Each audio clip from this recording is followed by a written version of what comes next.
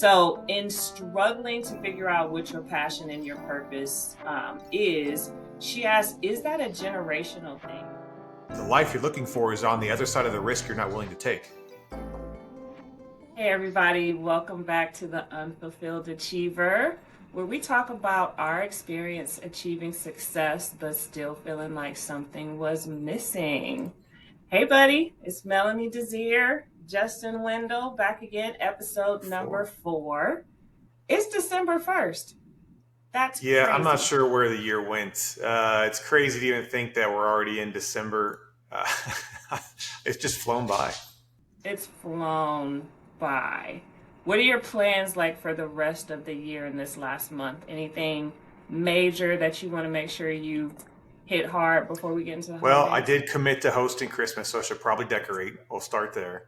Um, Getting this house Yes. finished, the investment property, and then obviously continuing here. I want to make sure we get a couple more episodes out before the end of the year and get the word out. Hopefully, get a few more subscribers, some people we can help. So, those of you that want to hit the like and subscribe, we definitely appreciate that. Um, Other than that, Yes. try not to freeze. Now that I'm back in Ohio, I don't have that San Antonio warmth anymore, so I got to get used to the cold again. How about you? I miss the Ohio freeze. I miss the weather. I know it sounds crazy when you don't live there anymore. You don't have to deal with the snow and everything. People think I'm crazy, but I miss it. It's like that calm, cold outside. It's different than here in Atlanta. It's more damp and like bone chilling. It's hard to describe, but I wouldn't mind coming home to a nice white Christmas. But my family will be here for the holidays, so I'm looking forward to that. And then, like from a business perspective, launching my website soon, so more to come on that. Just putting the finishing touches on the website, so you guys will get to see desiredoutcomes.com, which is my new coaching practice. More to come on that. I'm That excited. is exciting. It's always fun, kind of launching that next new thing. Always a little bit Yep. intimidating, a lot of excitement. It's always good. So I'm looking forward to seeing it too. So let me know when that's up. You. Thank you. In the next couple of weeks, we'll talk about it more in a future episode. So, well, guys, in the last episode, we introduced the topic of finding your purpose. And we talked about one of the first key components is being self aware. And in doing that, looking into your programming. Are you programmed? What's your program look like? Is it still serving you? And then making sure that you're being accountable for your actions, which is huge. And that can really hold you back on finding your purpose. Today, we want to continue to talk about finding your purpose and doing the work. So, another key component in finding your purpose is identifying your passions and ultimately, which would lead to your purpose. So, behind the scenes, we always talk about things before we jump on and talk to you guys. And one of the questions that came up was, well, what's the difference between purpose and passion? Or is there a difference between purpose and passion? Sometimes people use those terms interchangeably, but Justin, you had a good definition, so I'll let you dive in with what's the difference between passion and purpose. And I've got to get better about writing stuff down because I'll say something and forget what I say the next day. But it was something along the lines of you can have multiple passions. I'm passionate about cars. I'm passionate about my dogs. I'm passionate about real estate. I'm passionate about all different things. But that doesn't necessarily mean it's your purpose. It's one of those, your purpose is a passion, but your passion isn't necessarily your purpose. Mhm. So when I think about it, is a lot of what I've done is I've gone through and said, okay, here's some things I'm passionate about. I've done the self work like we talked about last episode, really dug in. Where do I have an emotional response? And then I would start to actually act and execute on some of those things and start to see, am I getting the emotional response I anticipated? Am I getting the fulfillment I anticipated? Or is this just something I enjoy? And in a lot of cases, I'd find out it's just something I enjoy, and that's okay. They still follow that passion, execute that passion that brings something to your life, but it wasn't really the purpose that brought me fulfillment. So I had to test a few things and figure out what stuck, and it took a long time. But I think if you're spending your time and you're executing on passion and moving forward, even if you find it's the wrong thing, you've learned more about yourself, so you're gaining value in your life. So definitely not a waste of time. Yeah, so you can have multiple passions but one purpose. Yeah. And that's a good thing, like you said, to explore your passions. Exploring your passions can help you land on what your purpose is. And in exploring your passion, that's another way to be self aware. We didn't really talk about the passion side of things about being self aware, but identifying what your passions are. And I mean, that's who you are, Yeah. and they change over time too, which is interesting. Things that I was passionate about in my 20s, and in that stage of life versus now, some things transferred over, but a lot of stuff like I'm not passionate about anymore. Imagine the 22-year-old me who couldn't wait to go out with my girls and hang out in the club and whatever, versus now like I would die. Somebody wants me to go to a club, it's a hard pass for me. I'm old now, it's too loud. I don't know what y'all was talking about. That's not what I'm into now. But things evolve over time, so you can have multiple passions and they can change, which is okay. And you've got to be comfortable with and fluid about that and accept that Mm-hmm. that does change. To your point, I do hang around with some younger people that are entrepreneurs doing really well. It goes into birthday season, everybody's going to the club. And I'm like, oh man, all right, I want to support you and be there for your birthday. I'm usually the first to leave, and my next day is shot. So I'm with you. If it's club, guys, it's got to be very, very limited for me. But Yeah. it used to be a huge thing for me. There's a point I went out 5 nights a week. I think about that now, and I just like, what was I thinking? But I was enjoying life. But then there's some people now that I run into. Just had a mentoring yesterday with some kids, and there's kids already talking about their businesses, and they're in their early teens, and it's so exciting to see. And I'm like, oh, if you can just harness that and run with that at your age and build that up, you're going to be so far ahead of everybody else. So I love seeing that some of that exists. But for most, you don't figure some of these things out that early. And the likelihood that they're going to stick with what that company is or what that thought is now when they're 14, 15, and run that through the rest of their life is slim. Some might, but the fact that they're even thinking about that and saying, okay, what is it I'm passionate about? What I want to do is it's awesome to see. So, yeah, It's a great experience to have, even if it's not something that carries into the future. Starting a business, like we talked about, there's a shoe hustle out there. They buy shoes and they resell them. That's great experience for owning your own business, thinking about your profit margins. If I buy it for this much, how can I sell it? How much can I sell it for? That's a precursor to a bigger business. So I love that the young kids are doing that now. My son was in the sneaker game and had his little, IG page where he sold shoes and clothes and stuff like that. And that was amazing. Like they get really passionate about that. Now, I was talking to my sister and she brought up a really good question about the generations. So, in struggling to figure out what your passion and your purpose is, she asked, is that a generational thing? Is that like a Gen X thing? I'm Gen X. So, I know a lot of people who are in my generation who have done similarly to what I did. I went to school, did what I was good at, did what I was told to do, but passion was not a part of the equation. It was just about making money. It seems that, and this is not across the board, so it won't be all encompassing, but it seems that the newer generation, like Gen Z, they're a lot more plugged into what they like, who they are, and what their passions are. And it could have a lot to do with social media. They have a lot more exposure to what other people are doing, and they can see what the possibilities are. They can see that, what, I can do this. I don't have to wait until I'm 40 to do XYZ. I can start a company and be a CEO now. So I thought that was interesting, and a little theory behind it. I pulled up a chart of the different generations. And if you think about it, like those who were born like baby boomers, right? Their parents lived through the Depression and they had lacked for a lot. They had to live on a little, they had to be very conservative with what they had. And they passed those values on to the baby boomers. And so the baby boomers may have been a little more open, but still had the mentality of, work to live and you can enjoy yourself later in life. It wasn't really about a purpose, it was around taking care of your family.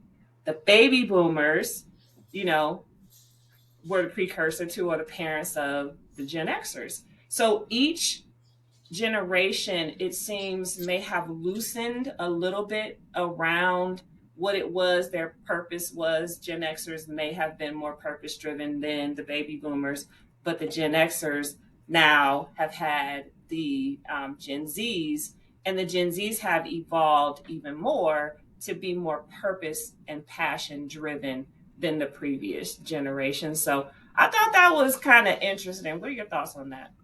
Yeah, I think that you hit on an important part of it. Social media is prevalent, right? When I was growing up, not to date myself, I was pre-internet. The internet wasn't there, Exactly. so we didn't have access to this information. So we weren't the people that had figured some things out. The information was staying with them or their very small circle, and now it's everywhere. The ways to make money now are just absolutely everywhere. And the fact that you can get more information about what you can be passionate about, you can see different things everywhere, is something that we didn't have that access to either. Like we would see a Right. couple things on TV, but it was all just entertainment stuff. It was less educational stuff. Sorry if you hear a little tapping. My dog wants to play when I'm on the phone or on a It's call. okay. He can Uh, join in. yeah, he'll try to join in. But anyway, so that information is now prevalent and it's there. People can look at it and say, that makes sense to me or it doesn't make sense to me. And that is one of those things that we just really couldn't do. To your point, there's a little bit of the I had to do what I had to do, and this is what's in front of me. I actually just made a post on IG not too long ago that said the life you're looking for is on the other side of the risk you're not willing to take. And when you've experienced nothing but hardships, you get a little more risk averse. You and I were in risk. We're naturally risk averse people. So it's been difficult for us to kind of step out of our shells a little bit and go into the discomfort. But that's how you start to get the life you want to live. And you have this younger generation, and that's the best time to take risks because it's much easier to rebound when you're young. They're seeing the possibilities versus the confinement. And that's the positive side of social media to me. And that's Yeah. where there's value add for everybody there that can harness that. I would also say you still have it's a disproportionate view. So you're seeing the people that are trying and wanting to do it and making things happen. There's still a large population that's not. But I think the positive population is growing, which is fantastic. But I do attribute a lot to social media. I do attribute to more information being out there. But there's also some bad information, so you got to be a little careful. Oh But I yeah. love seeing, I do think the younger generation is more risk tolerant because they've seen even their parents that have played it the right way, quote unquote, and struggle and say, well, they've done everything that should be right and they're still struggling. Why don't I try something else? Or something else. Yeah. It's all about exposure. And like you said, that is the plus side of social media. There are some dark sides of social media, but I do applaud this younger generation. They're very aspirational. They don't wait. They jump out and do it. They don't feel like they have to climb the ladder and get to 40 before they can lead. They want to lead coming out the gate. They feel like I have great ideas. Why can't I put these into play and implement them? So I thought that was a really interesting question. We'd love to hear from you guys. Like, jump in the comments and tell us what you think about whether or not, the challenge and the struggle of finding your purpose is generational, and your thoughts about social media and how that influences folks' ability to identify their passion and their purpose. So that's a great discussion and Absolutely. conversation for us to have. But moving into thinking about your passion, so we said there's difference between your passions and your purpose. You can have multiple passions, but really one purpose. How do you go about identifying your passions? Yeah, and we talked about it a little bit. And I definitely want to hear some comments on this too. Some people that maybe have figured that out or some things they've tried. But for me, it was that trial and error. Mm. And a lot of the self work we talked about, really, what was that emotional response? So we, I filled you into some things we'll talk about later. Some of the things I've tried and I was passionate about in different pieces, but they didn't drive the fulfillment and purpose. I didn't really start to find that fulfillment until I realized, okay, what drives that high emotion? And it was always about seeing others succeed. And what, as odd as that may seem, that was my passion. That was my felt to be my purpose, was how do I help others find their goals, reach their goals, break out of the program and become the best version of themselves. But it took me a ton of self work, sifting through multiple passions before I found, okay, this is it. It doesn't feel like work doing this. I enjoy doing this full time. And the more I can do it, the more fulfilled I feel. And the more people I help, the better stamp I leave on the world. But to get there, like I said, decades of me digging through it. But again, I didn't have all this information. I didn't have a podcast like that was helping me. I didn't know where they were. There's tons of them out there now I'm seeing, but I didn't know where they were. So aligning to that, and then also getting in networks around people that do similar things, because you'll see the layers of it that you're not to yet, that you may say, well, I felt I was excited about it, but now that I know what it is, holy crap, I don't want to do this. That's not it. So that's another way to do it too, is kind of get in some networks of people that are already there. Your point around thinking you might be interested in doing something and then dipping your toe in the water and realizing that you don't want to do it, I think is a good point, because having different passions is a great thing. You should pursue your passions. Just take a chance. Um, it's okay if once you get in there, you find that this is not something that I want to do or it's not my purpose. I'll give an example of me last year. I got a certification in interior decorating. Love interior decorating. I'm like, that's definitely a passion. It's something I do in my spare time. It brings me joy. When I talk about it, I light up. That is something I love. I'm thinking, okay, this should be a business. So I got certified in it. I dove in. I started attending different conferences and networking with different people and getting contacts. And I started getting clients. Once I approached it as a business, it was no longer fun to me. I thought, oh, I'm going to make this a business. It won't be work because it's doing what I enjoy. It wasn't fun helping clients and then being very demanding. I realized I love interior decorating and I love to help people. But if it's from a client perspective where I have to execute your vision and maybe your vision, I don't agree with it, that became really hard. I'm like, this is ugly. I don't want to do this.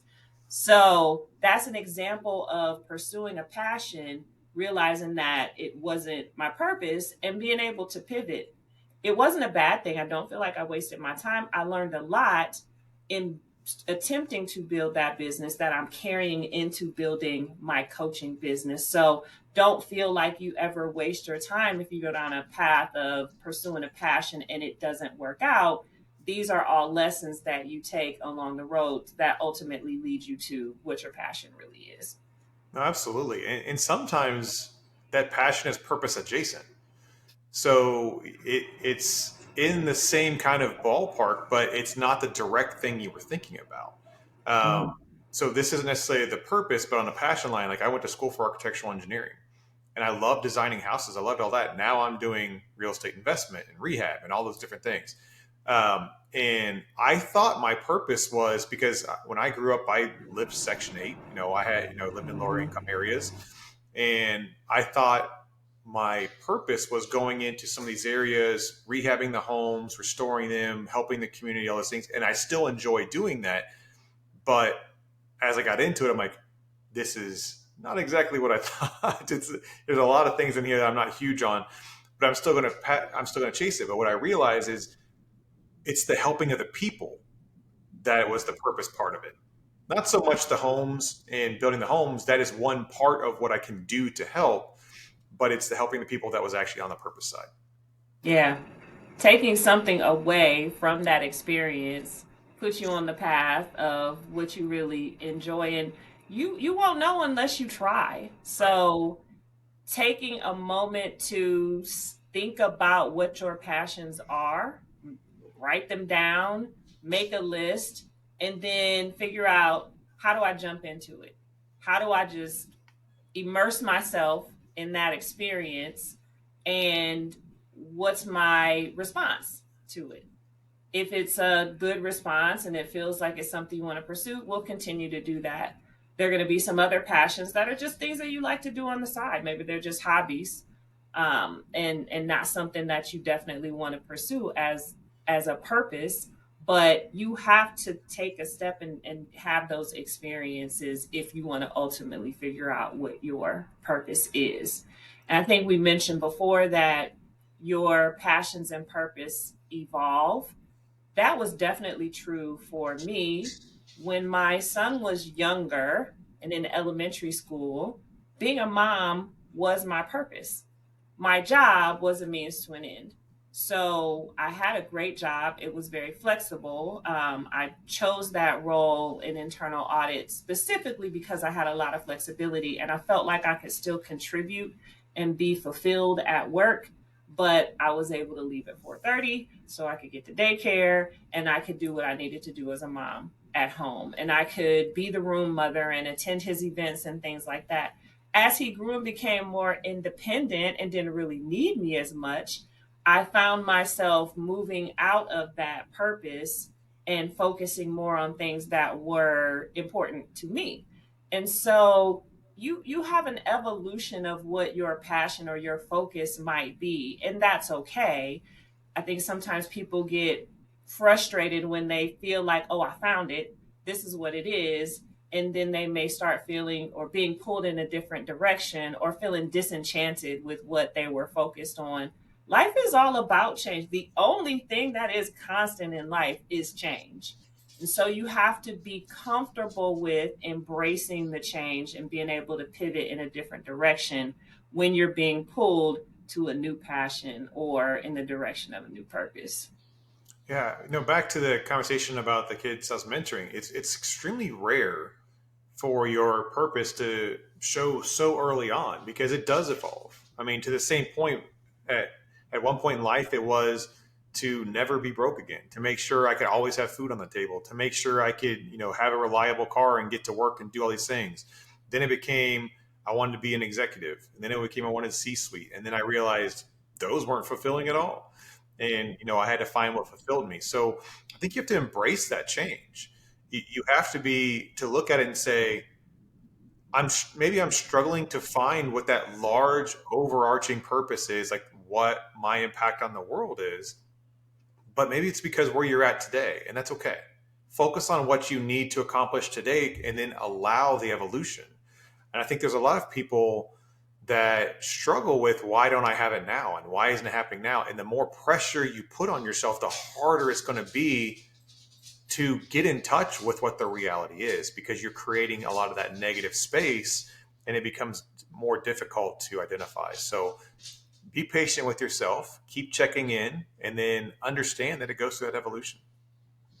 That's the hardest thing. I would say from my journey, the hardest thing was being in the midst of the journey and I really wanted to figure out what my purpose was. I felt like I was just floating along for a very long time.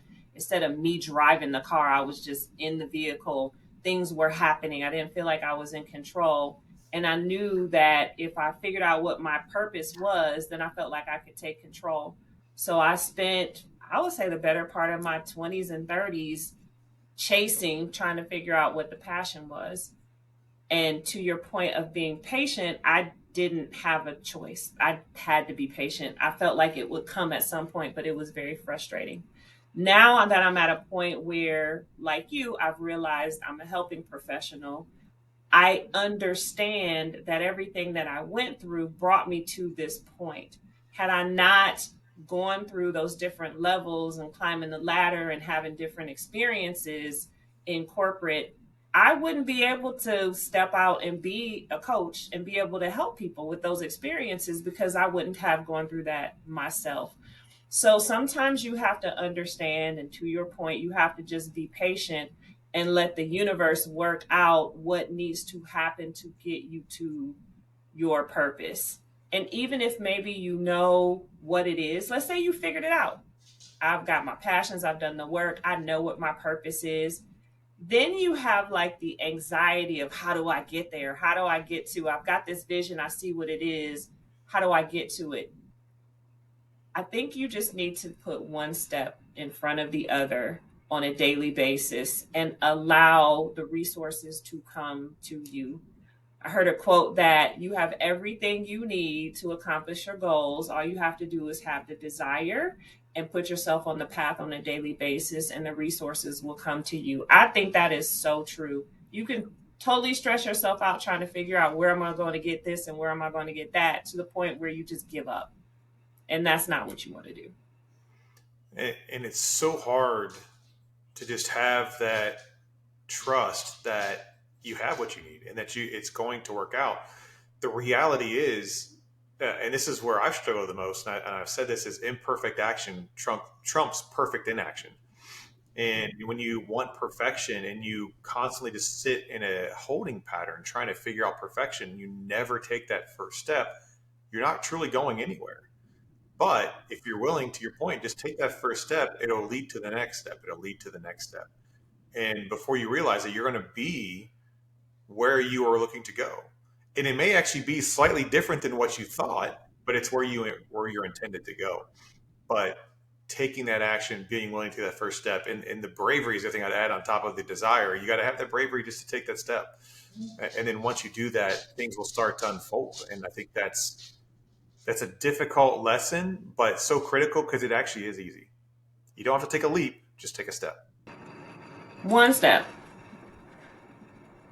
After you have figured out what your passions are, another step to take is to align your skills and talents and gifts with those passions. So let's say you got 5 different things that you feel you are passionate about. Do you have talents in those areas? Or are there things that you need to work on? So if you're passionate about real estate is one of the things that you're passionate about. Um, you have some natural gifts from a business perspective, things that you've learned along the way in your career that align with real estate. And so you can see how those things connect and how you can kind of move forward with that. You may be interested in some other arena and you may have skills and talents that go along with that. That's a way to help you also kind of figure out what your purpose is. If you got this list of your passions and you start writing out your skills and talents, and you are heavily populated in this one area, like, wow, I actually have a lot more going on in that area than I realized. That may be something to explore. Maybe that is where your purpose is driving you. But putting this all down on paper helps you really kind of see and map out how these things align, and may help you identify where that purpose is leading. Yeah, take that one step further. That may be the whole way you get to it. Is you just literally go through all your skills and talents. What do you do effortlessly?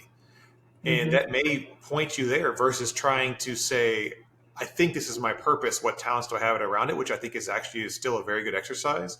The other exercise is forget trying to say the purpose. Let me just put all my talents down, what I do effortlessly, what feels good, then what around that may be what I can do and add that value and get some purpose out of that. So there's a couple different ways to get there. But absolutely. And I think it's one thing I struggle with is I tend to be pretty good at something once I put my mind to it and focus on it. So then I'm like, okay, well, I can do this or this or this. So I get into this analysis paralysis, or I'm looking at too many things. And you have to snap it back to kind of usually one core thing or a couple things and what that looks like. So be willing to kind of take that step back and say, what's the thing I do effortlessly better than most? And you have to get out of any kind of programming that you may have that says, well, you can't possibly be better than most. You can't possibly have those things. We'll talk more about imposter syndrome later, Yes. but you have to be able to get past that and move forward. Because one thing I had to realize is sometimes your 80% is better than 90% of other people's 100%. And that's not meant to be egotistical or bragging or anything like that. But if you constantly devalue your talent and devalue what that brings, then you're never going to be able to bring that out and bring that to the world. So have a little faith in yourself, find what you do effortlessly and do it well, and then see if there's something that aligns to that that could be your purpose. Another thing that I found interesting is being having people that you can talk to when you're going through this journey. You can't talk to everyone. Some people are haters. They want to put you off your path. They don't understand it. I saw a quote recently that your calling is not for everyone to understand. It wasn't a conference call, it was just for you. I was like, okay, yeah, I get that. I like that quote. But have people in your circle that you can talk to and you can be open and vulnerable with about this journey. I've had people give me feedback when I landed on coaching and I was like, oh, I've had this epiphany. I'm so excited about it. I had people say, well, yeah, that's who you've always been. One of my cousins sent me a text and it just really touched me. She said, you've always been this person. When I was going through my divorce, you said this. When I was having struggles at work, you gave me this advice. She gave me three examples over 20 years that really stuck and resonated with her and helped her along the way, and I didn't even realize that's what I was doing. So having these conversations with people can really help to solidify the fact that yes, I have found my purpose, because the input that they're giving you is people see things in you that you don't necessarily see in yourself. So that piece is interesting. And then I had someone ask me this yesterday, and I'm interested to hear your thoughts, Justin, and how this worked out for you. They said, how did you know? They're on a similar journey, a similar path, trying to figure it out. And they were like, you are so convicted in your purpose now, and you are full steam ahead. How did you know? Well, like, when did it just click for you? And I know exactly when it clicked. I know exactly when it was like, okay, this is what it is. It's so hard to put into words, it's so hard to articulate. But at one point, I stopped being unsure and I became very sure that this is exactly what I'm supposed to do. How did it work out for you when you figured out what your purpose was? So I think there is that kind of aha moment, but it Mm-hmm. was it was during reflection. It was me going back and saying, what are the things that I still question why it impacts me? Like where do I get excited or where do I feel kind of that fulfillment moment? And I had to really just kind of sort back even through not just work type stuff. I had to sift through everything. And I started to put pieces together. Like I had a business at one point that was new and growth business consulting, helping people kind of build that up. I realized when I was going out to like car shows and kids would come up to me and talk about how do I get to have these kind of cars, that type of stuff. I would light up. I'd feel the energy. So it wasn't something that was even conscious necessarily. So I had to do the reflection and say, okay, where were those points happening and what was it, what was I doing? What was it about? And I realized it was all driven around helping people reach their goal. Like I love Shark Tank. Like that show Shark Tank. That's like one of my big goals is to be a shark. But it's less about the money aspect of it. It's more about seeing people's goals and their dreams coming to reality. And it took a lot of time and reflection for it to finally sink in. Like people think it's like, oh, this magic epiphany that everybody's going to hit, but it takes different timelines. It takes different ways to get there. Yeah.